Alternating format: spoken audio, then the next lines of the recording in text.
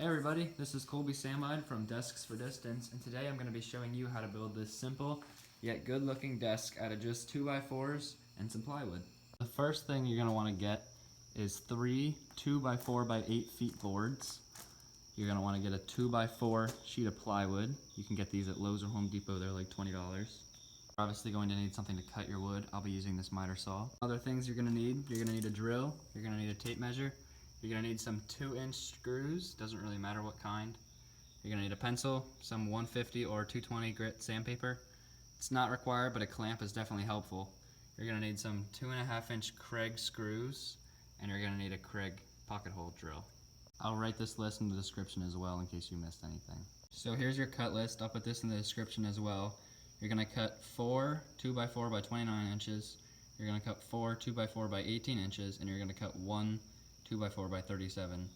The 4 29s are going to be part of the legs, the same as the 18, and the 37 is going to be the brace in the back.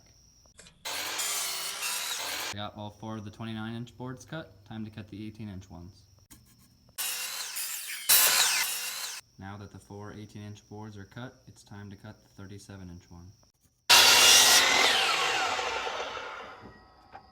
Alright, all the boards are cut. Let's go get the Kreg jig and do the pocket holes. Now that you have your 18-inch boards, you want to lay them out and you want to pick out the worst looking side. And this is the side we're going to use the Kreg jig on to drill the pocket holes. The reason you want to put the worst side up is so they get hidden later on. I'll explain that. So here I'm taking the Kreg jig and I'm drilling 2 pocket holes on each side of every board, and then I'm hitting the boards on the ground to knock out the sawdust. Alright, so now that we have 2 pocket holes drilled in each side of each board, now we're going to do the same thing to the 37-inch board. Once again, you want to make sure you select the bad side, as this side will be hidden. Next, take the 4 29-inch boards and lay them on the ground. Try to find 2 of the best sides out of the 4 boards. Then push the other 2 boards away, we'll use them later. Make sure the good sides are facing down. So this is where the clamp becomes useful. You can clamp the 18-inch boards to help them stay in place while you're screwing. After you've assembled these 2 U shapes, put them off to the side, we'll need them later. Take the other 2 29-inch boards and measure 12.75 inches up on both of them. Then lay the 37-inch brace at those 2 marks. This will form an I shape, as you can see here.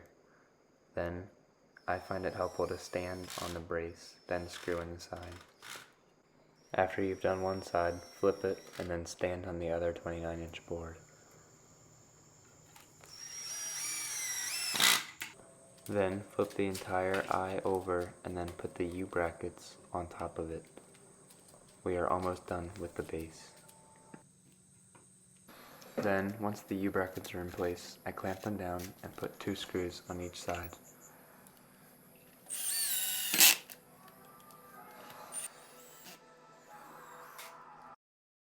And then I do the same with the other side.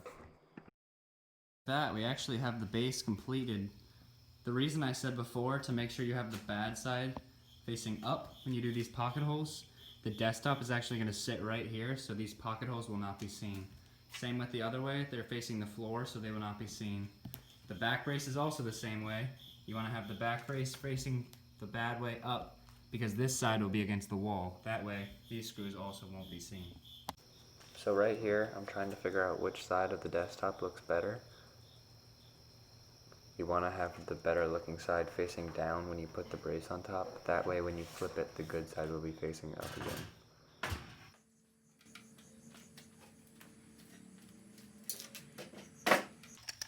So now we have to position the frame on top of the board. You want this to be roughly 1.5 inches, and you want this to be a little less than 2 inches. So that's pretty good.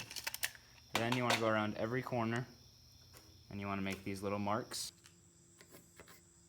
So this step here is completely optional, that's why I didn't include it in the materials list, but I like to add wood glue under the brace just as an extra security measure. It's completely optional. The screws are plenty strong enough to hold it, but I like to put glue just in case. With the glue set, it's time to drill. Also, when you buy your screws, it's easier if you buy the ones that don't require pilot holes. If you bought pilot hole screws, it doesn't matter, just make sure to drill pilot holes beforehand. However, it'll save you time if you buy screws that do not require pilot holes.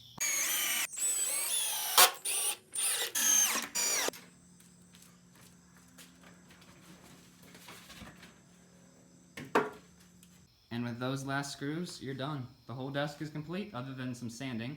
I definitely would sand, the edges can be rough. The pocket holes make a very good looking design. It's very straightforward to build, it's seamless, and it's very stable. Hope you guys enjoyed this video. If you want, you can check out my page on Facebook called Desks for Distance. I'll leave a link in the description. Have a good one, guys.